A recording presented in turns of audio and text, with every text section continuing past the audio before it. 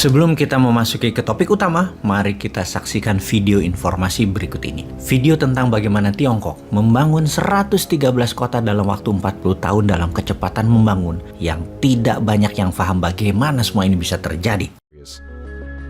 These widespread and varied economic incentives, coupled with massive government spending on infrastructure to better connect the country, allowed new cities to seemingly grow out of nowhere at a rate that remains unmatched at any time in human history.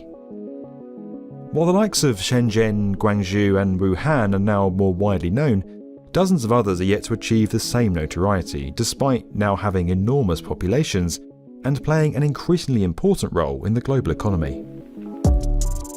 Guiyang is a classic example of this.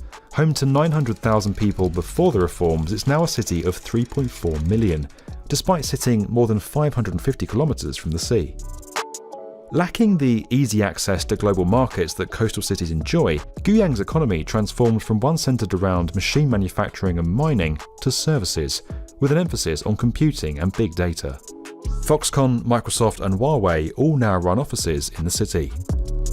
Despite now boasting a modern skyline, Guiyang has retained many historical sites, including the Qingyan ancient town and Jiaxiu Pavilion, which have contributed to a growing tourism base. Though still small for China, the city opened its first metro line in 2017 and has 2 more already under construction. A network of 8 is planned in total. Heading to the east coast, Wuxi forms part of the Yangtze Delta megalopolis that's now home to over 75 million people.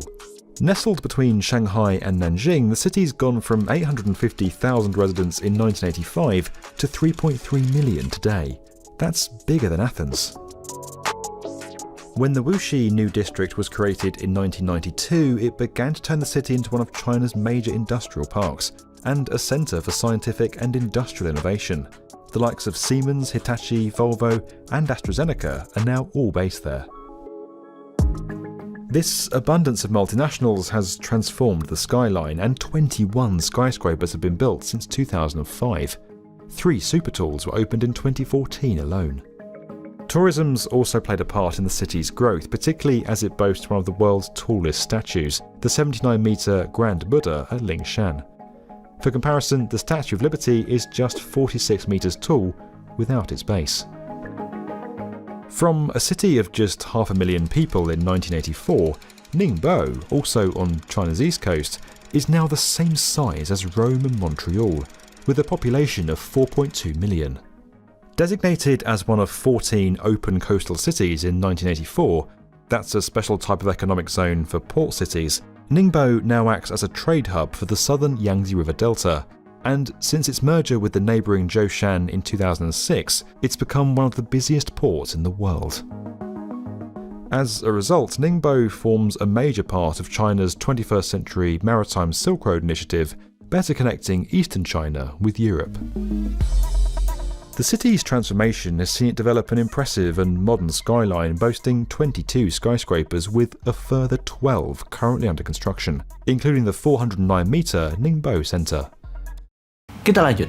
Dalam 40 tahun sejak awal tahun 80-an, 1980 hingga saat ini, 113 kota di Tiongkok didirikan membangun tempat tinggal perumahan kondo apartemen untuk 740 juta penduduk atau hampir 25 miliar meter persegi bangunan.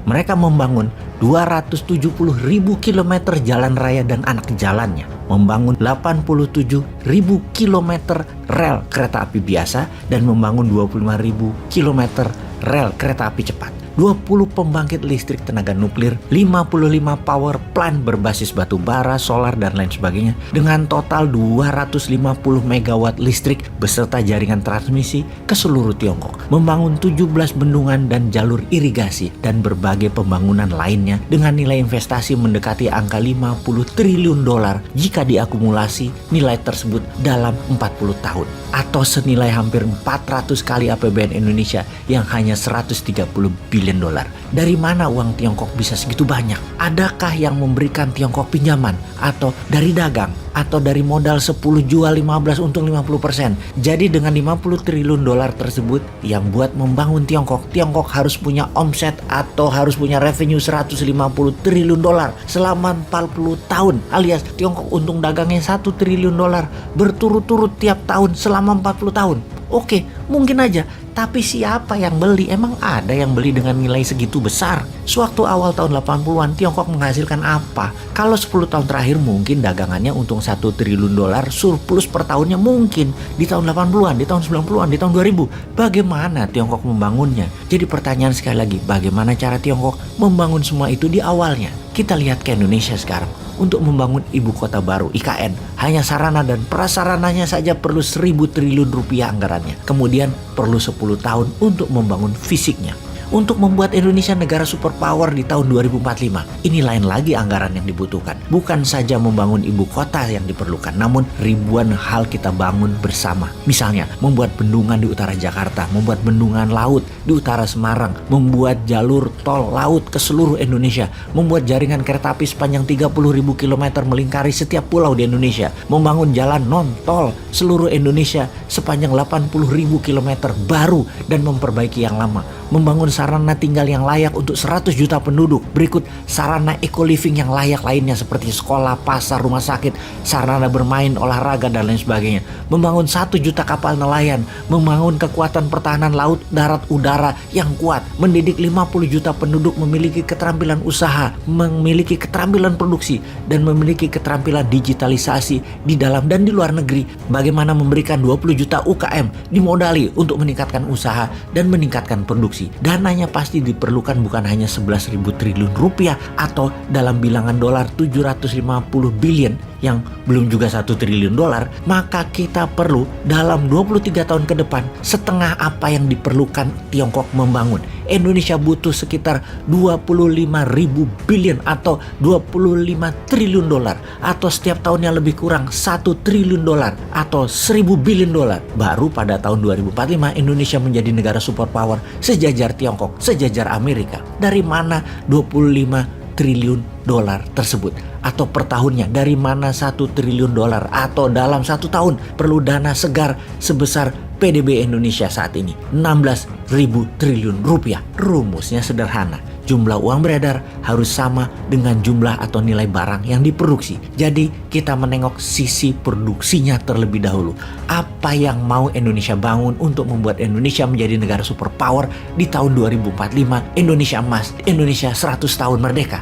Kita hitung atau kita buat cost accountingnya terlebih dahulu. Kita rinci apa yang mau kita bangun, apa kebutuhan dasarnya, kebutuhan materinya, kebutuhan teknologinya, kebutuhan alat dukungnya, kebutuhan keterampilan SDM-nya. Kita mulai dari yang Indonesia bisa 100% dan bahan bakunya 100% Indonesia bisa dan 100% Indonesia punya. Maka membangun 20 juta rumah tinggal, 80.000 kilometer jalan raya, jembatan, dan lain sebagainya, sarana tinggal seperti sekolah, kampus, rumah sakit, pasar, kapal nelayan, pertanian, perkebunan, pupuk, dan penunjang lainnya, 100% Indonesia bisa. Kita bisa mulai dulu segera. Bagaimana kalau tahun 2023, tahun 2024 ini dulu kita bangun, yang kemudian bertahap apa yang akan kita bangun demi Indonesia menjadi negara superpower. Kita siapkan apa yang kita tidak ada unsur importnya untuk kita bangun segera.